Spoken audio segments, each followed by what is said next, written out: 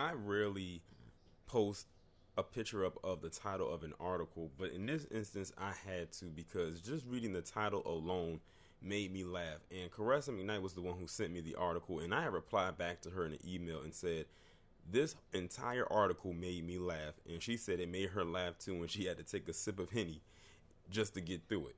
And I can understand where she's coming from when she said that.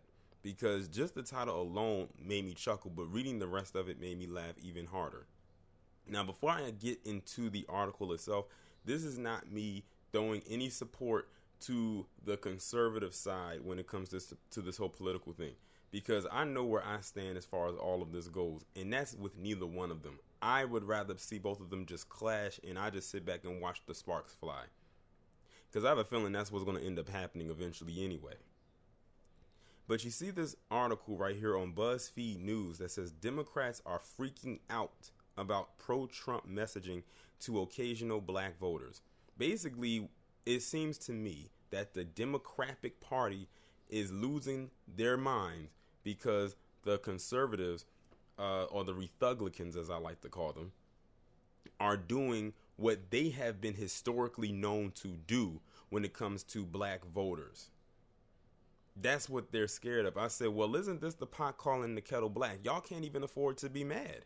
They want to act like they did everything in their power for black voters or black people when they didn't. Look at what Kamala Harris said when asked, what would you do for black people?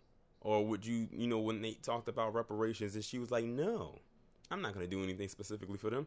And that's why her ass is at home right now, I think, because she's still tiptoeing around playing these little pity pat games like we don't see what she's trying to do. I just did a whole video about her and that backbone comment that she made. But I think this is actually very funny. But I'm going to go ahead and read this article and y'all can laugh right along. It says, we haven't yet found the right language that makes the community feel as if we understand where they are coming from and what's actually happening to them, a DNC official said. Now, reading that right there, that just shows you right there that they have no clue what it is that black voters actually really want because they don't spend the time actually listening to them. They just assume what the black voters want without actually listening to them. That's why they hate. I'm not going to go into that part. I'm going to get to that part when I get into that part of the article. Democrats are getting increasingly worried that black Americans with an uneven voting history may tune out Democratic candidates in 2020 as fringe messaging campaigns and disinformation breed cynicism over what the party has done for black Americans. Exactly what have they done is the question. That's the question that we need to be asking. What have they specifically done for black Americans?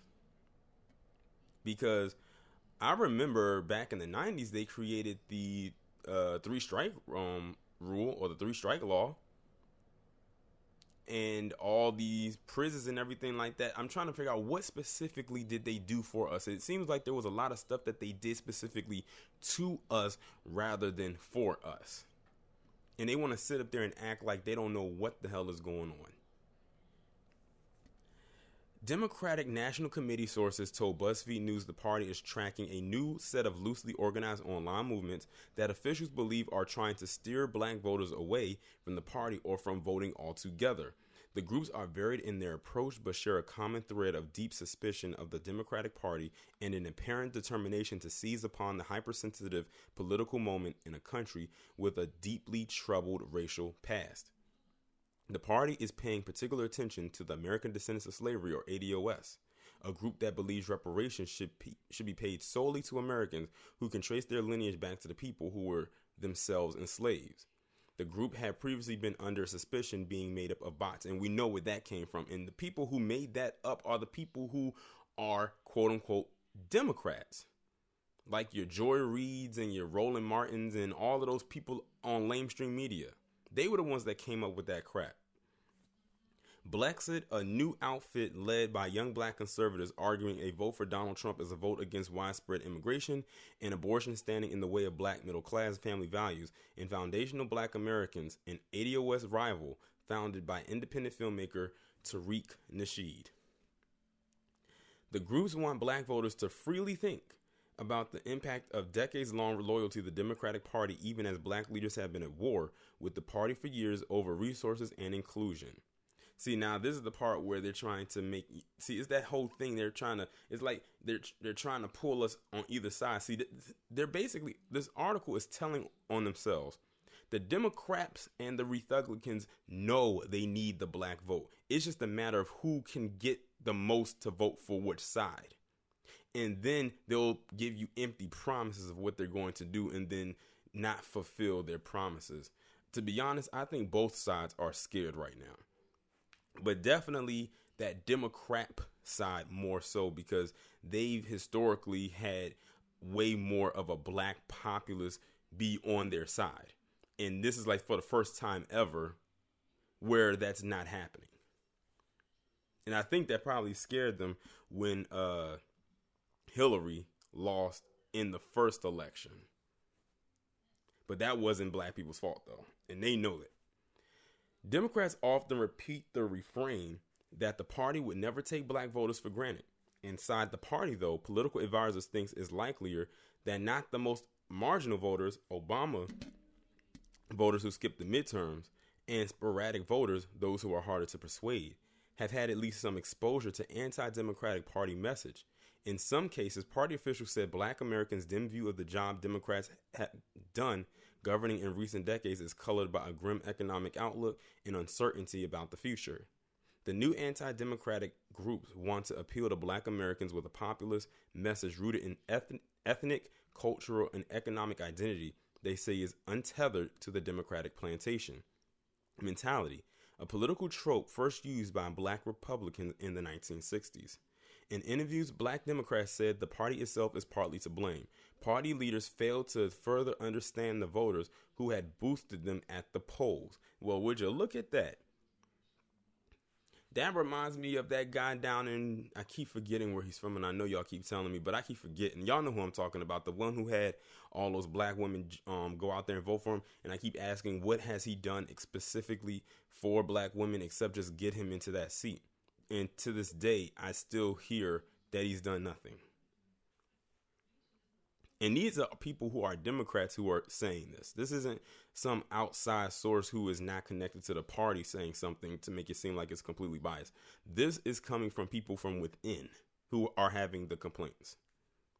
DNC operatives are taking the challenge seriously and are now working on several black outreach efforts, including Seat at the Table, which is catered toward black women.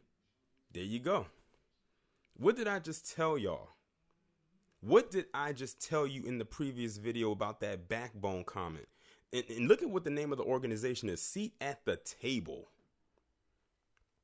Catered toward black women, and the Chop It Up tour, which is designed to engage black men. I'm actually shocked that they found something for black men to be engaged in, because it's like they just completely shut them out. But see, the only reason they're doing it is because they are on a lifeline right now. If they were winning, they would completely disengage from black men altogether, like they've been doing up until now. That's probably another reason why a lot of black men have moved away from the Democratic Party. I wonder which organization black men have ran away from faster, the Democratic Party or the black church, because both of them cater heavily to black women, and that's a fact. National Democrats say they want to equip voters with a clearer sense of what Democrats have delivered for black people, especially under Bill Clinton and Barack Obama, said Cyrus Garrett, the DNC's African-American political director. Garrett said there was not a forceful enough answer to the question of what black Americans had to lose in 2016. We already knew that our platforms align with what they need, but we need a way to communicate that more so that when people ask them what the Democrats have done, they can easily talk about it, Garrett said. But we haven't found the right language that makes the community feel as if we understand where they are coming from and what's actually happening to them. A lot of it is just listening to how they say it. The DNC security team is also actively preparing pushback against disinformation targeted at black voters.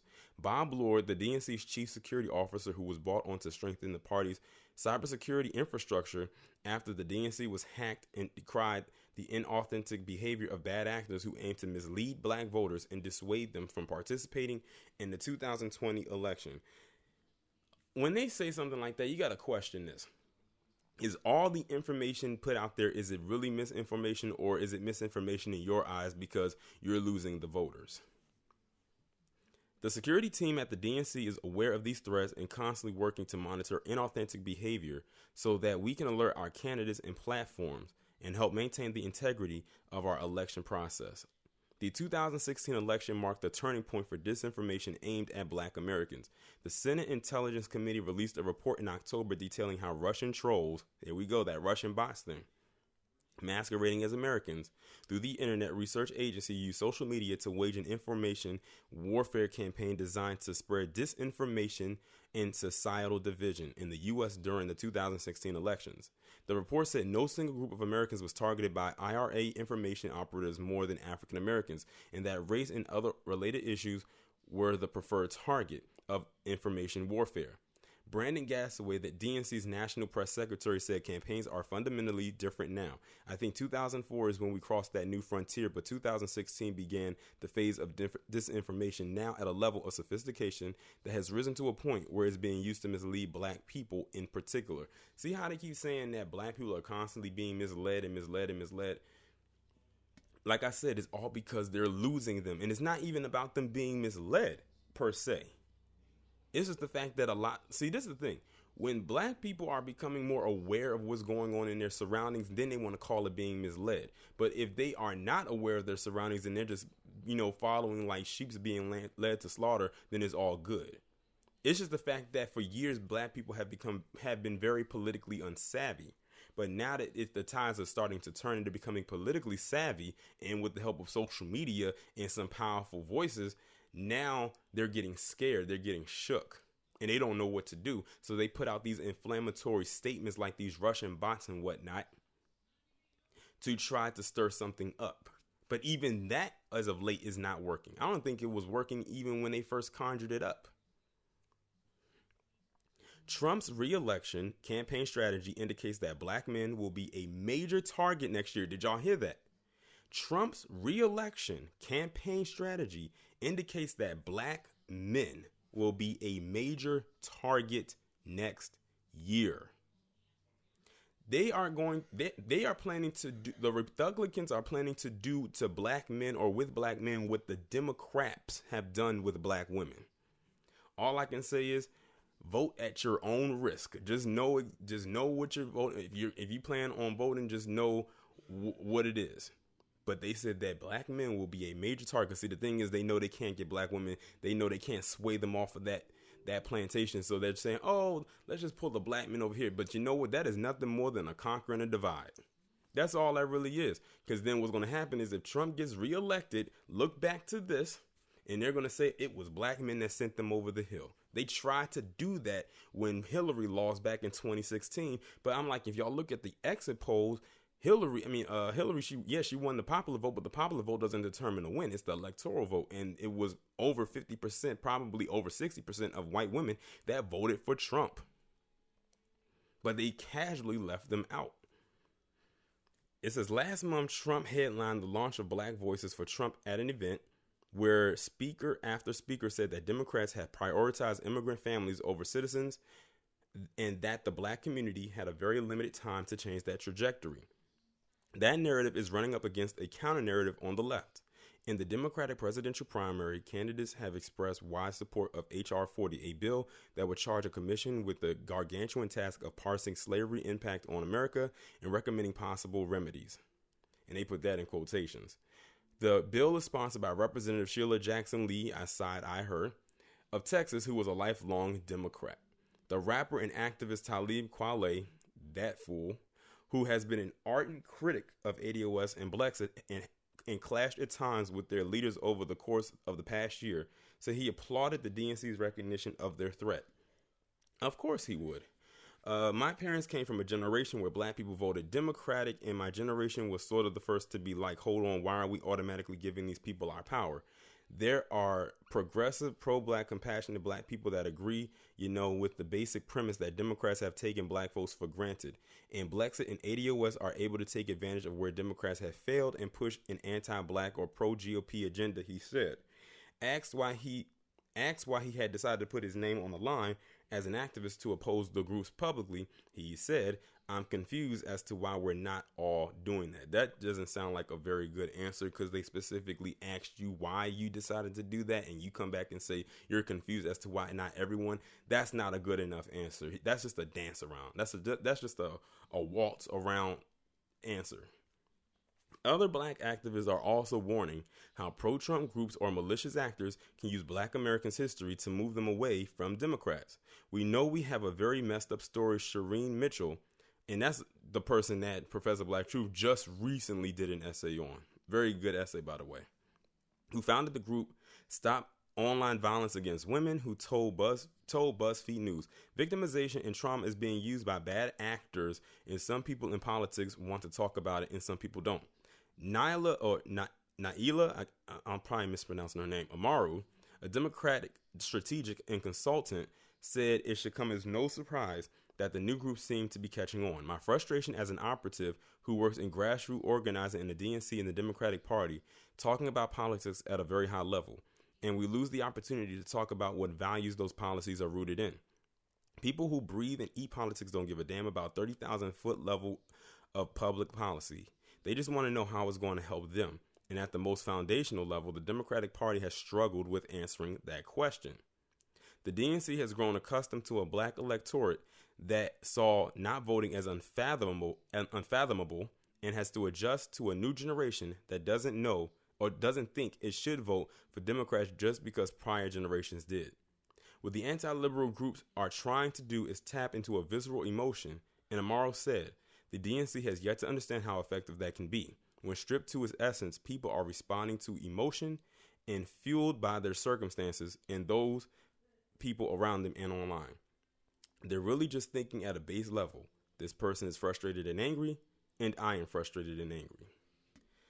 Well, that was the entire article right there. That was a pretty loaded article, but it is what it is. They know, I think now they know what their misdeeds are, or I think they do. And they're trying their hardest to pull people back in. Like I said, I just have the strongest feeling that 45 is going to get reelected next year. Because first off, like just looking at who they have up there to be a part of the campaign for the Democrats is just a sloppy campaigning. And I have to mention this right here. To the politicians, especially those on the Democratic side, dancing and singing to rap songs is not a way to sway black people to vote for you. I saw a video today on Twitter where Andrew Yang decided that he was going to be singing or bopping or whatever while eating food. I don't know who he was with. I'm guessing maybe that was his wife. I'm not sure. To a hip hop song. I'm like, we've seen everybody do it. We've seen Kamala Harris do it. We've seen Hillary Clinton do it a whole bunch of times, talking about she has hot sauce in her swag bag. And we know what song she got that from. And now we see you doing it. Listen, they are not the first and will not be the last. But I think a lot of people are finally aware of that. Listening to hip hop music is not going to be the way to get us, because see, the thing is, they think that just doing something like that is going to get us to be on board with whatever it is. We keep saying tangibles, reparations, and they completely just dance around that literally all the time and think that we're playing. Well, let's see how things now. Well, I don't have to say let's see what things are going to look like in the future. Just reading this article right here is letting you know that many people mean business. See, the thing is, black people are going to go, I think now realize, are going to go where their needs are met or their demands are met. At this point, they probably don't care who it comes from as long as they stick to their word. But we'll see what happens with the outcome of this, though. Like I said, this time next year, we will either have a whole new president or we're going to have the same 45. But we'll see what that turns out to be. But y'all let me know what y'all think about this down in the comments, and I will talk to you in the next one.